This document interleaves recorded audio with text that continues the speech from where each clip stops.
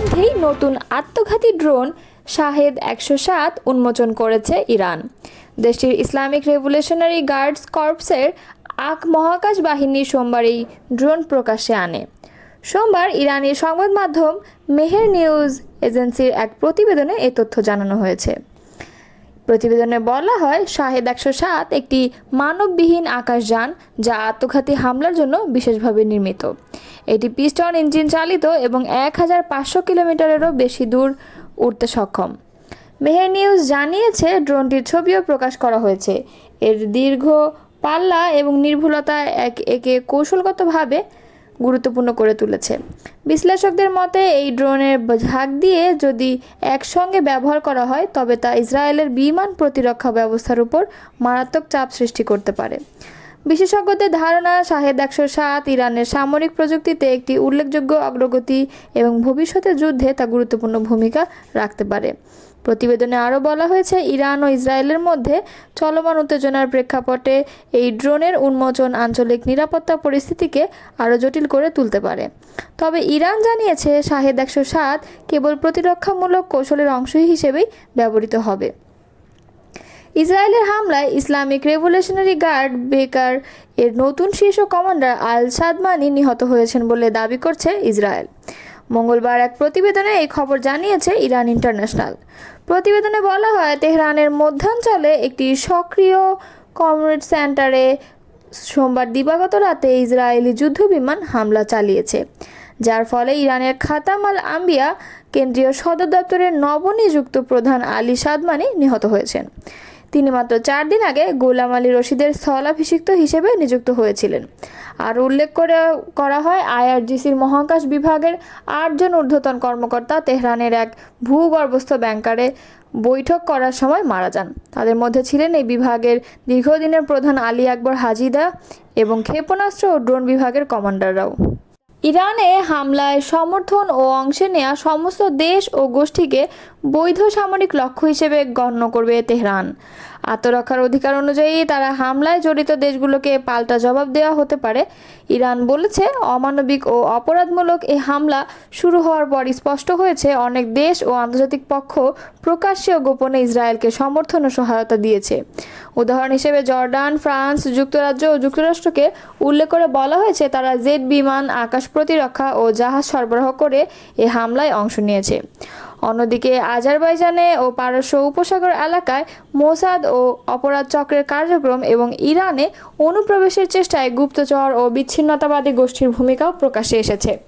Iran বলেছে, যে সমস্ত দেশ ও গোষ্ঠী এই ষড়যন্ত্রে জড়িত রয়েছে তারা সবাইকে আত্মরক্ষার অংশ হিসেবে টার্গেট করা হতে পারে।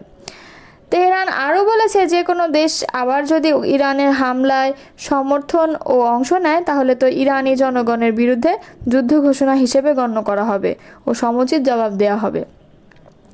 ইরান দৃঢ় প্রতিজ্ঞ, তারা জাতিকে ও সার্বভৌমত্বকে রক্ষা করার জন্য যা করার দরকার তাই করবে।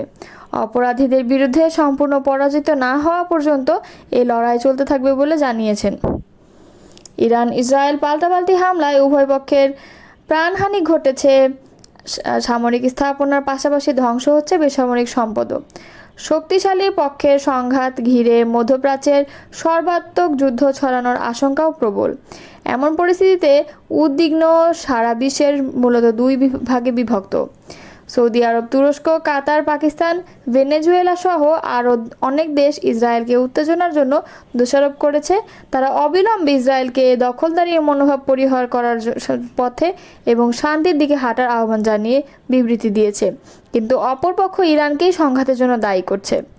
সে কারণে জার্মানি, ফ্রান্স এবং যুক্তরাজ্য ইরানের সঙ্গে তার পারমাণবিক কর্মসূচি নিয়ে আলোচনার প্রস্তাব দিয়েছে।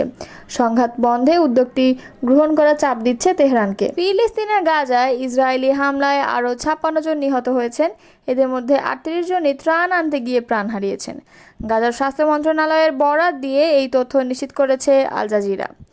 প্রতিবেদনে বলা হয়, সোমবার ভোর থেকে গত 24 ঘন্টায় 56 ফিলিস্তিনিকে হত্যা করেছে ইসরায়েল। এদের মধ্যে 38 জন দক্ষিণের রাফাহ অঞ্চলে ত্রাণ বিতরণ কেন্দ্রে সাহায্যের জন্য অপেক্ষা করছিলেন। গাজা হিউম্যানিটেরিয়ান ফাউন্ডেশন পরিচালিত বিতর্কিত স্থানগুলোতে ত্রাণ আনতে যান তারা। যুক্তরাষ্ট্র, ইসরায়েল সমর্থিত ও ইসরায়েলি সামরিক বাহিনী নিয়ন্ত্রিত এলাকায় পরিচালিত জিএইচএফ এর কেন্দ্রগুলোতে ত্রাণ সংগ্রহকারীদের ওপর হামলার ঘটনা ঘটেছে। গাজা কর্তৃপক্ষ ও সমালোচকেরা এই ত্রাণ কেন্দ্রগুলোকে মানব কসাইখানা আখ্যা দিয়েছেন।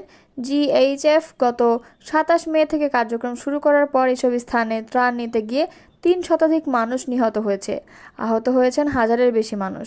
ইরানের সঙ্গে ক্ষেপণাস্ত্র হামলা বিনিময়ের মধ্যেও ইসরায়েলি বাহিনী গাজায় তাদের আক্রমণ অব্যাহত রেখেছেন। গাজার স্বাস্থ্য কর্মকর্তাদের মতে ২০ মাসেরও বেশি সময় ধরে চলা ইসরায়েলি হামলায় ৫৫,৩৬২ ফিলিস্তিনি নিহত হয়েছেন, আর আহতের সংখ্যা ১ লাখের বেশি। এছাড়া ২০ লাখ বাসিন্দার অধিকাংশই বাস্তুচ্যুত। কানাডায় চলমান জি৭ সম্মেলন শেষ না করেই হঠাৎ যুক্তরাষ্ট্রে ফিরেছেন প্রেসিডেন্ট ডোনাল্ড ট্রাম্প। পূর্বনির্ধারিত সূচি অনুযায়ী স্থানীয় সময় মঙ্গলবার একটি সংবাদ সম্মেলনে অংশ নেওয়ার কথা থাকলেও সেই পরিকল্পনা বাতিল করেছেন তিনি। হোয়াইট হাউসের বরাত দিয়ে এ খবর জানিয়েছে কাতার ভিত্তিক সংবাদ মাধ্যম আল জাজিরা।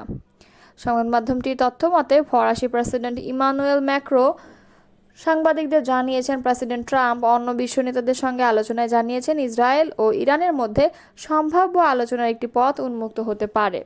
ট্রাম্পের সফর সংক্ষিপ্ত করার সিদ্ধান্তকে তিনি আশাব্যঞ্জক ইঙ্গিত হিসেবে ব্যাখ্যা করেন। এদিকে মার্কিন সংবাদ মাধ্যম ফক্স নিউজ জানিয়েছে, প্রেসিডেন্ট ট্রাম্প তার নিরাপত্তা উপদেষ্টা পরিষদকে অবিলম্বে হোয়াইট হাউসের সিচুয়েশন রুমে হাজির হতে নির্দেশ দিয়েছেন। এর কয়েক ঘন্টা আগেই ট্রুথ সোশ্যালে একটি পোস্টে ট্রাম্প লেখেন, তেহরানের সব বাসিন্দাদের উচিত এখনই শহরটি ছেড়ে চলে যাওয়া। ট্রাম্পের এই পোস্টকে সরলভাবে দেখতে চাইছেন না অনেকেই। ট্রাম্প প্রশাসনের একজন কর্মকর্তা জানান, তেহরানবাসীদের প্রতি ট্রাম্পের এই আহ্বান পরিস্থিতির তাৎক্ষণিক তীব্রতারই প্রতিফলন। তার মতে বিষয়টি এখন এমন পর্যায়ে পৌঁছেছে যেখান থেকে পরিস্থিতি যে কোনো দিকে মোড় নিতে পারে।